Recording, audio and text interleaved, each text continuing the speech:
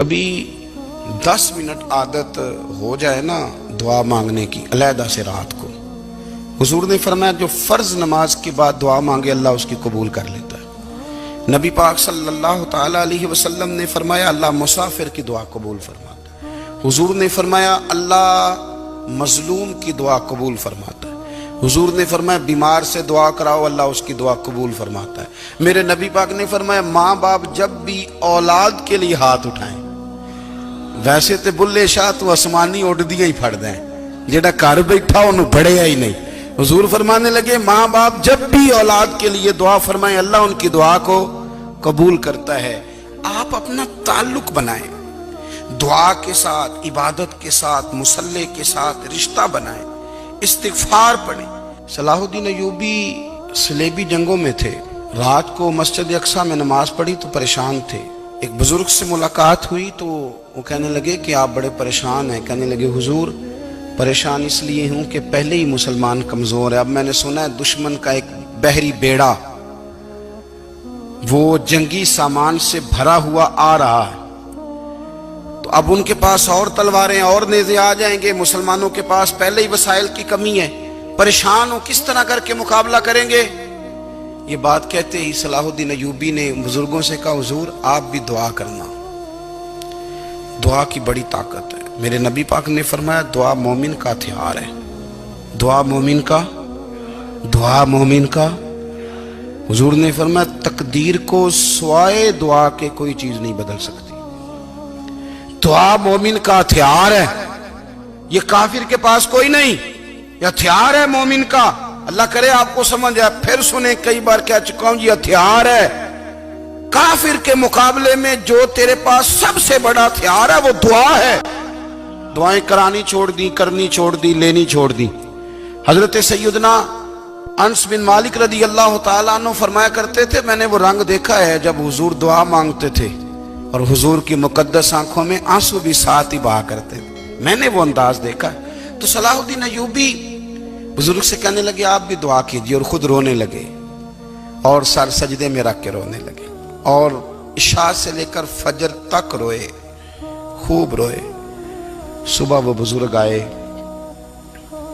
تو صلاح الدین ایوبی کا خوبصورت اور ہنستا ہوا چہرہ دیکھا، کہنے لگے آپ بڑے خوش ہیں، رات تو میں نے بڑے روتے ہوئے دیکھا تھا۔ تو کہنے لگے حضور وہ جو بحری بیڑا آ رہا تھا نا وہ پانی میں ڈوب گیا ہے، اب وہ نہیں آ رہا، ابھی خبر آئی ہے تو میں بڑا خوش ہوں۔ بزرگ کہنے لگے اٹھ سینے سے لگ، اور سن ایک بات، وہ بحری بیڑا پانی میں نہیں ڈوبا، وہ تیرے آنسوؤں میں ڈوب گیا ہے۔ وہ جو تو رات رویا ہے نا رب کریم کی بارگاہ میں تو وہ ڈوب گیا ہے۔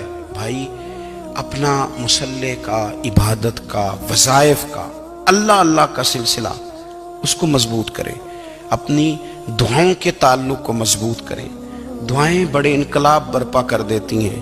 ہم تھوڑے نا جب سے خشک ہوئے ہیں نا، خشک، اور میری تو جماعت ہی صوفیاء کی جماعت تھی، ہم تو داتا علی اجمیری کی جماعت سے، ہم تو خواجہ اجمیری کی جماعت سے، ہم تو شیخ احمد فاروق سرہندی کی جماعت سے، ہم تو صوفیاء کی جماعت۔ ہماری جماعت نے بھی وہ تعلق جو ہمارے بزرگوں نے بنایا تھا۔ بزرگ اللہ کے قریب کیسے جاتا ہے؟ تو ہمارے یہاں نا بہت سارے لوگ کہتے ہیں جی نظر ہو گئی تو کام ہو گیا۔ بھئی جو بخاری مسلم میں طریقہ ہے نا اللہ کا قرب پانے کا وہ تو نفل ہے۔ نبی کریم علیہ السلام نے فرمایا بندہ نفلوں کے ذریعے رب کے قریب جاتا ہے، اور اتنا قریب جاتا ہے کہ پھر اللہ اس کی زبان بن جاتا ہے، اللہ اس کی آنکھیں بن جاتا ہے، کان بن جاتا ہے، ہاتھ اور پیر بن جاتا ہے۔ تو یہ تو عبادت ہے، یہ تو اللہ کی بارگاہ کی حاضری ہے جو آپ کو اللہ کے قریب کرے گی۔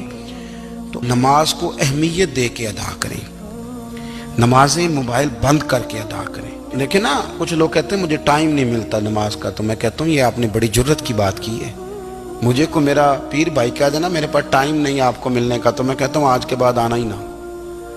میں تو کیا سمجھتا ہے تو بہت بڑا آدمی ہے، تیرے پاس ٹائم نہیں ہے اور ہمیں ملنے کا ٹائم، موج کر۔ تو آپ نے اللہ رسول کو کہہ دیا ٹائم نہیں۔ اور عجیب فلسفہ ہے نا، کہا جائے نماز پڑھنے آؤ تو کہتے ہیں کپڑے ٹھیک نہیں، اور کہا جائے کہ آؤ ذرا دعوت پہ چلیں تو کہتے ہیں 1 منٹ ٹھہر میں کپڑے بدل کے آیا۔ نماز کے لیے کہا تو کہتے ہیں ٹھیک نہیں، دعوت کے لیے کہا تو کہتے ہیں میں ذرا تیاری کر لوں، یوں جانا مناسب نہیں۔